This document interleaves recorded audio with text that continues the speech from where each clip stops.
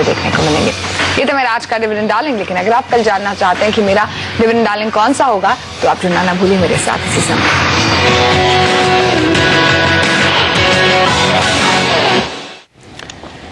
चलिए, तो ये था डिविडेंड डार्लिंग स्टॉक, लेकिन वक्त है अब ये जानने का कि डाबर के आगे का आउटलुक क्या है। और इसी पर बात करने के लिए हमारे साथ डाबर के ही सीएफओ ललित मलिक जुड़ चुके हैं। हमने देखा मुनाफा करीब 149 करोड़ से बढ़कर 186 करोड़ रुपीस रहा है और इस नतीजों के बाद इस शेयर ने एक अच्छी उछाल भी दिखाई है।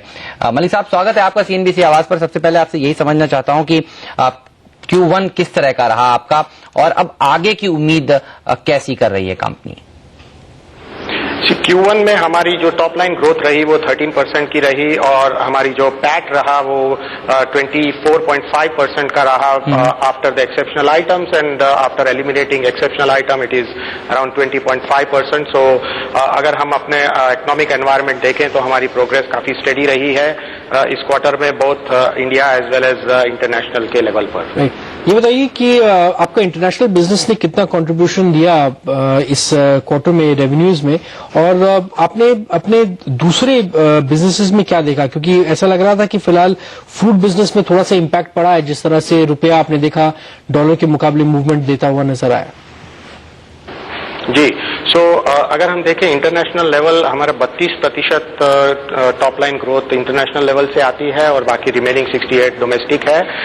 और अगर हम अपने फूड लेवल पर देखें तो हमारी अच्छी ग्रोथ रही है फूड बिजनेस में 18.7% की, परंतु एक्सचेंज का जरूर कुछ इम्पैक्ट रहा है ऑन द इम्पोर्ट, लेकिन उसे हम एक्सपोर्ट के जरिए जहां तक सेट ऑफ हो सकता है वो करते हैं, प्लस हेजिंग के द्वारा इम्पैक्ट को मिनिमाइज करने का प्रयत्न किया गया है और वही हम कंटिन्यू करते भी रहेंगे।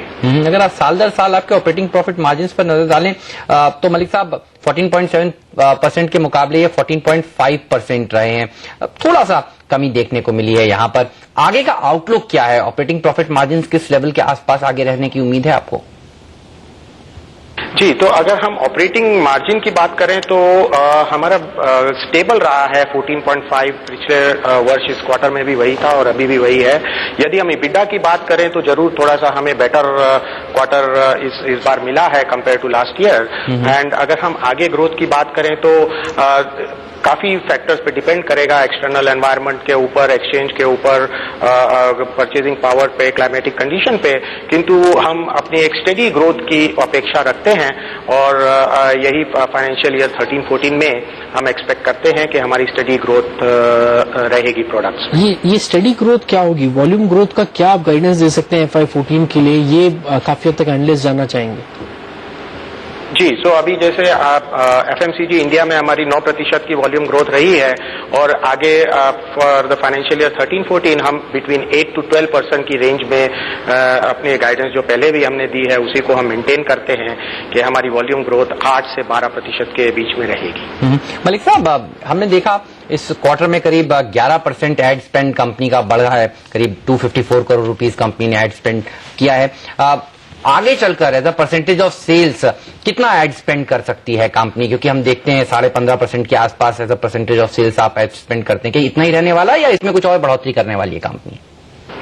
जी, अगर हम देखें अपने एड स्पेंड के लिए तो वो थोड़ा सा फेजिंग पे भी डिपेंड करता है, quarter over quarter, depending upon हम कितने प्रोडक्ट लॉन्च करते हैं और किस हिसाब से हम अपने सेलिंग और डिस्ट्रीब्यूशन एक्सपेंसेस को लेते हैं। तो उसको ध्यान में रखते हुए हमारा ad spend compare to last year इस क्वार्टर में कंपेरेटिवली सिमिलर ही रहा है और आगे हम अगर पूरे वर्ष की बात करें तो हम मेंटेन करते हैं कि 13-14% के दरमियान हम अपने ad spend for the year रखेंगे। अब एक कंपनी स्पेसिफिक नहीं लेकिन एक इंडस्ट्री की बात आपसे करना चाहेंगे जो FMCG इंडस्ट्री पर फिलहाल बात सामने निकल कर आ रही है। आपने सुना होगा कि सरकार का जो एक्साइज डिपार्टमेंट है फिलहाल वो ऑटोमोबाइल कंपनीज को और FMCG कंपनीज को लिख रहा है कि जो वो प्रोडक्ट बेचते हैं वो एक्साइज अगर मार्केटिंग एग्रेसिव मार्केटिंग के चलते उन्होंने डिस्काउंट भी दिया हो तो एक्साइज डिपार्टमेंट कह रहा है कि वो कॉस्ट प्लस प्रॉफिट पे एक्साइज ड्यूटी उनको भरनी पड़ेगी। क्या एज ए इंडस्ट्री इंडस्ट्री आपको लगता है कि आपने कुछ सजेशंस भेजे हैं सरकार को, क्या ये पॉसिबल है? क्योंकि ऐसे कंपेटिटिव एनवायरनमेंट में कई बार ऐसा होता है कि ऑटोमोबाइल्स और एफएमसीजी प्रोडक्ट्स में डिस्काउंट दिए जाते हैं अग्रेसिव मार्केट शेयर लेने के लिए। क्या आपको लगता है फिलहाल इस पर कुछ आपने भेजिए, कोई टिप्पणी भेजिए सरकार को, क्या होगा आपका रास्ता आगे का? देखिए, हमें जहां तक एक्साइज का इम्पैक्ट है, हमारे काफी प्रोडक्ट जो मैन्युफैक्चर करते हैं बद्दी में, वहां हमें एक्साइज नहीं लगती है। और अगर हम ओवरऑल बात करें तो काफी हमारे एमआरपी बेस्ड भी एक्साइज हैं दूसरी जगहों पर।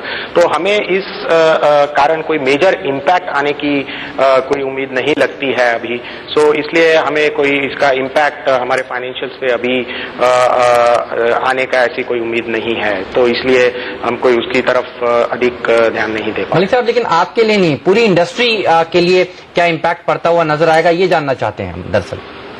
जी देखिए, ऐसा है कि अगर हम ओवरऑल लॉन्ग टर्म की बात करें तो जीएसटी जो है वो एक आने की उम्मीद है, किंतु एक करंट इलेक्शन एनवायरनमेंट देखते हुए अभी आसान नहीं लगता अभी आने के लिए। तो इसलिए ये जो अमेंडमेंट्स की बात अभी कर रहे हैं वो बहुत ही शॉर्ट टर्म और टेम्पररी होगी, लेकिन लॉन्ग टर्म में अगर हम देखें तो हमें अपने आप को और इंडस्ट्री को एक जीएसटी के इम्प्लीमेंटेशन के लिए तैयार करना चाहिए। और वो आई थिंक हम एज एन एफएमसीजी इंडस्ट्री की बात करें और ऑटोमोबाइल करें तो वो हमें उस तरफ एक लॉन्ग टर्म विजन लेकर और शॉर्ट टर्म में उसके अलाइनमेंट को मद्देनजर रखते हुए हमें अपने प्रयत्न करने चाहिए। चलिए, धन्यवाद मलिक साहब से एनबीसी आवाज पर आने के लिए और कंपनी का आउटलुक हमसे शेयर करने के लिए। जाते जाते देख लेते हैं डाबर का जो शेयर है वो किस तरह का प्रदर्शन दिखा रहा है। कंपनी ने कहा है कि आगे अच्छी ग्रोथ देखने को मिल सकती है और नतीजों के बाद एक बार नीचे करेक्शन इसमें देखने को मिला था, लेकिन उसके बाद देखिए यहाँ पर बढ़त के साथ हर निशान में कारोबार कर रहा है। दरअसल खराब बाजार में भी अच्छा प्रदर्शन, बाजार को आउट परफॉर्म करता हुआ दिख रहा है डाबर का शेयर। लेकिन काफी सारे स्टॉक्स हैं जो इस समय वॉल्यूम और चार्ट्स पर एक अच्छी खासी रौनक दिखा रहे हैं और खास तौर पर हमने देखा है कि आज आइडिया और भारती के शेयर में एक अच्छी रैली देखने को मिल रही है।